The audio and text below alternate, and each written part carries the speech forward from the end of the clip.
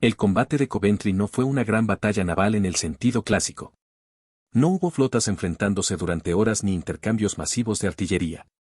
Fue algo mucho más breve, más preciso y, por eso mismo, más devastador. En cuestión de minutos, un buque moderno de la Royal Navy quedó condenado en uno de los escenarios más remotos del conflicto del Atlántico Sur. Para el Reino Unido, fue una advertencia brutal. Para Argentina, una demostración clara de que aún lejos del continente, la guerra podía golpear con fuerza.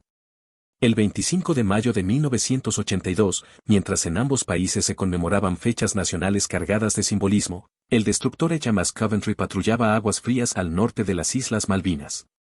Su misión era clara y vital, formar parte del escudo antiaéreo que protegía a la flota británica de los ataques argentinos. No era un buque secundario. Era una pieza clave del sistema defensivo británico en una guerra donde el control del aire lo era todo.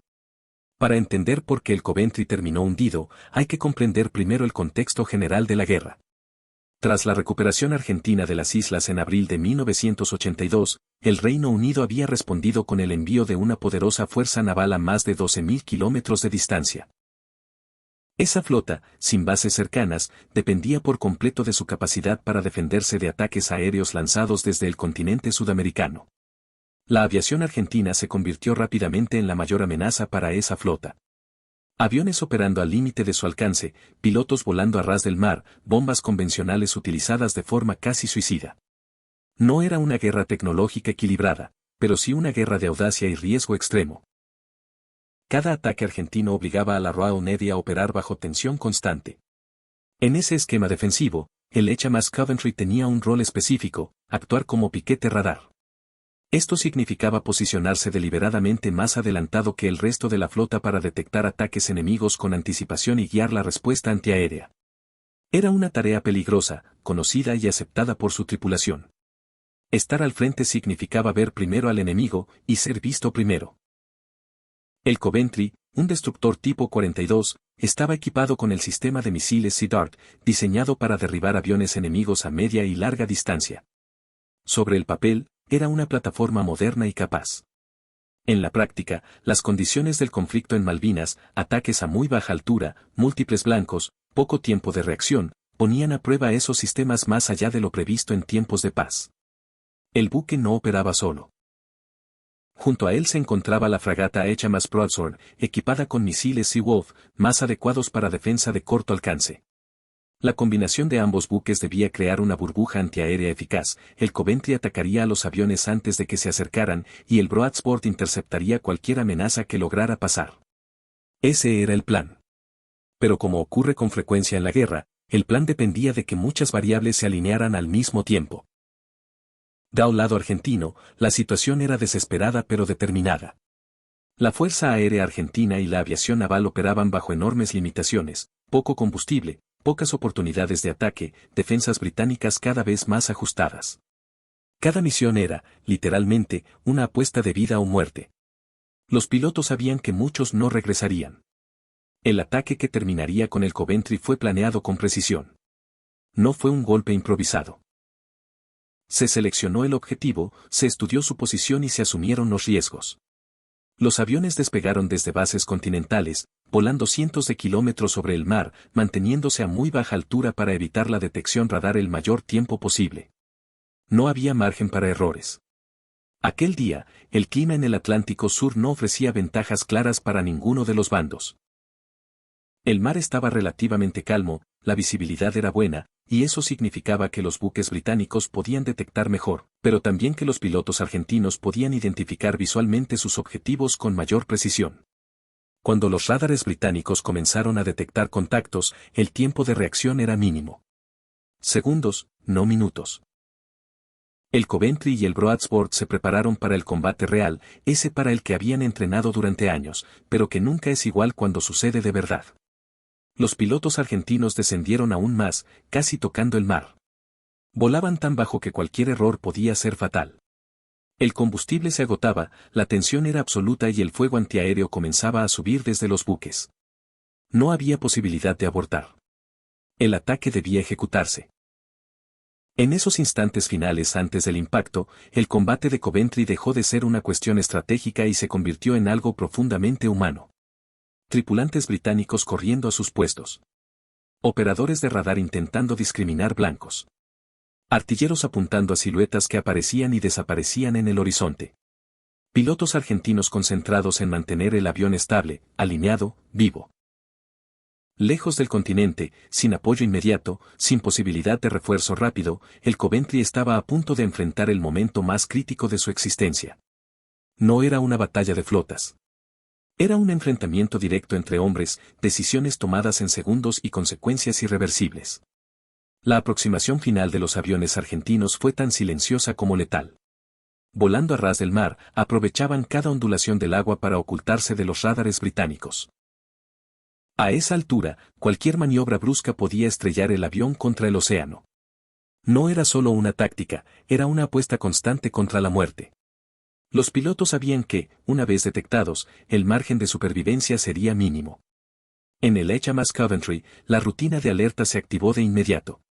Los operadores de radar comenzaron a ver contactos intermitentes, ecos que aparecían y desaparecían por la interferencia del terreno marítimo y la baja altura de los atacantes.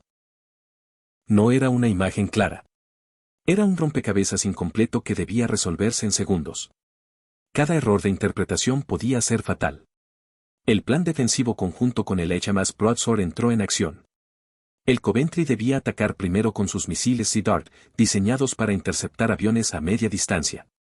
Sin embargo, el perfil de ataque argentino complicó todo. Los aviones aparecían demasiado tarde y demasiado bajo.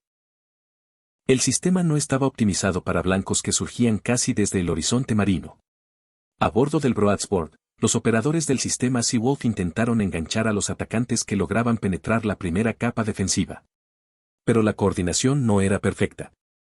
El combate real nunca respeta los esquemas de entrenamiento. El tiempo de reacción era mínimo, y los blancos se movían a gran velocidad. Cada segundo perdido era irrecuperable.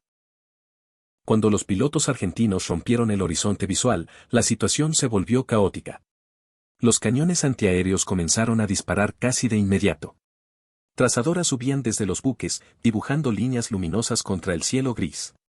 El ruido era ensordecedor. Para los tripulantes británicos, esos segundos parecían eternos. Para los pilotos, eran todo lo que tenían. Los aviones argentinos se separaron, ejecutando maniobras evasivas para saturar la defensa. No se trataba de atacar en fila, sino de obligar a los sistemas británicos a dividir su atención.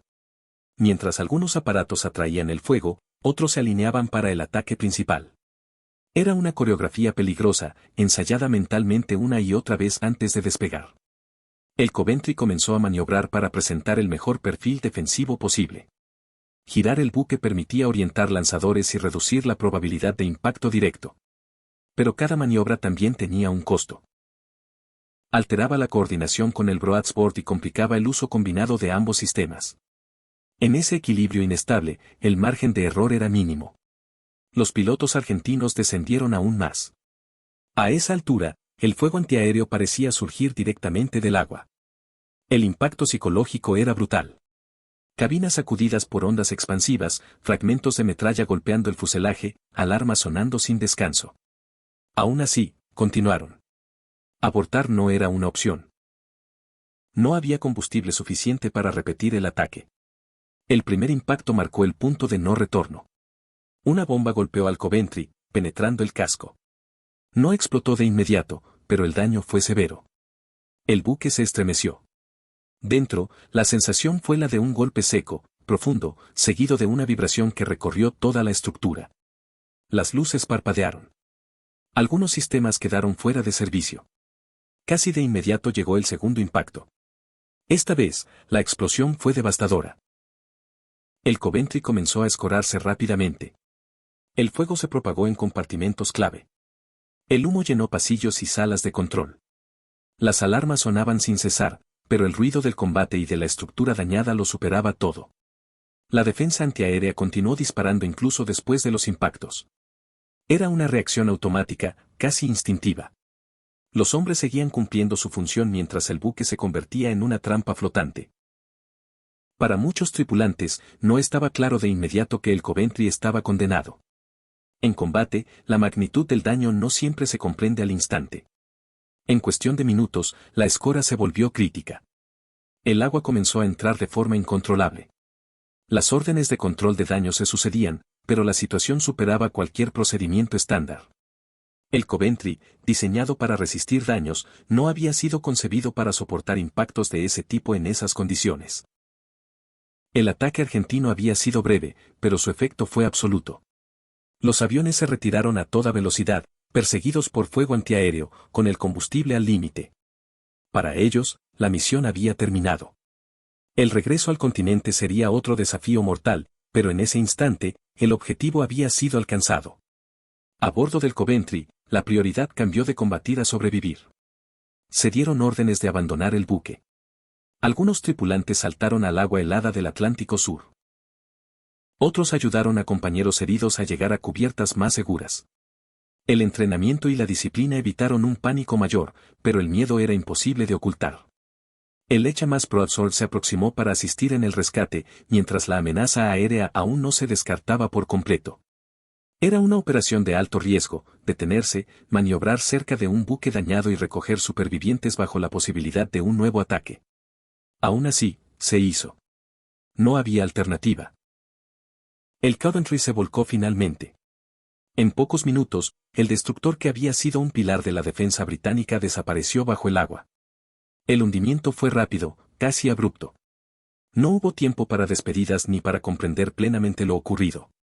El mar cerró sobre el casco, dejando restos flotando y hombres luchando por mantenerse con vida. En ese punto, el combate de Coventry ya estaba decidido. No por una batalla prolongada, sino por una secuencia de decisiones, maniobras y segundos críticos que se alinearon a favor del ataque argentino. La Royal Navy había perdido otro buque, lejos del continente, en una guerra donde cada pérdida pesaba el doble. El hundimiento del HMAS Coventry no fue solo una pérdida material para la Royal Navy. Fue un golpe psicológico profundo, inmediato y difícil de disimular.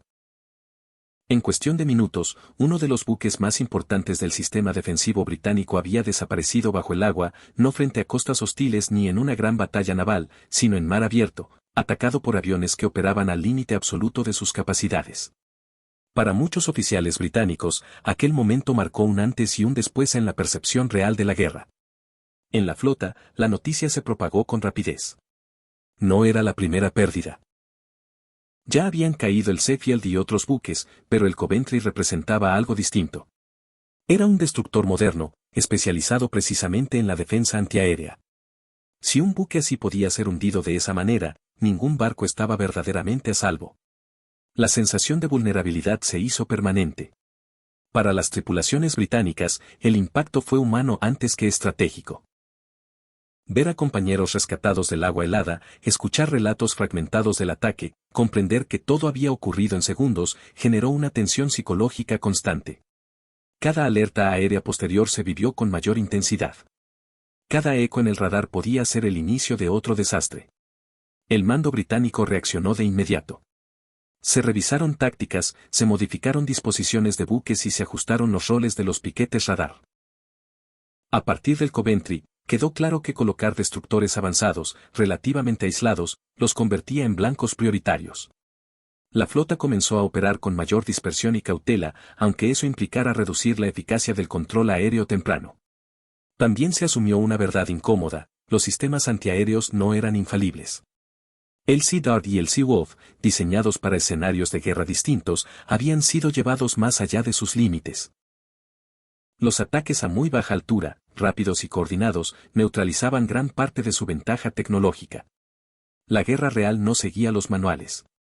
Del lado argentino, el hundimiento del Coventry tuvo un efecto completamente distinto. Fue una inyección de moral en un contexto extremadamente difícil. La Fuerza Aérea Argentina y la aviación naval operaban bajo pérdidas constantes, con pilotos que sabían que cada misión podía ser la última. Demostrar que un buque clave de la Royal Navy podía ser destruido confirmó que el sacrificio no era en vano. Para los pilotos que participaron en el ataque, el combate quedó grabado como uno de los momentos más intensos de la guerra. No hubo celebración eufórica. Hubo alivio, agotamiento y conciencia del riesgo asumido. Muchos regresaron con sus aviones dañados, con combustible justo, sabiendo que habían estado a segundos de no volver. El éxito no eliminaba el miedo, lo hacía más real. Estratégicamente, el combate de Coventry reforzó una lección central de la Guerra de Malvinas: el dominio del mar no podía darse por sentado sin dominio del aire. Cada buque británico era un objetivo potencial mientras existiera capacidad de ataque desde el continente. Y cada ataque argentino, aunque costoso, obligaba a la flota a operar bajo presión constante. El hundimiento también tuvo impacto político.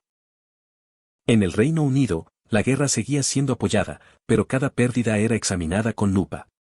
La narrativa de una operación limpia y controlada se volvía más difícil de sostener.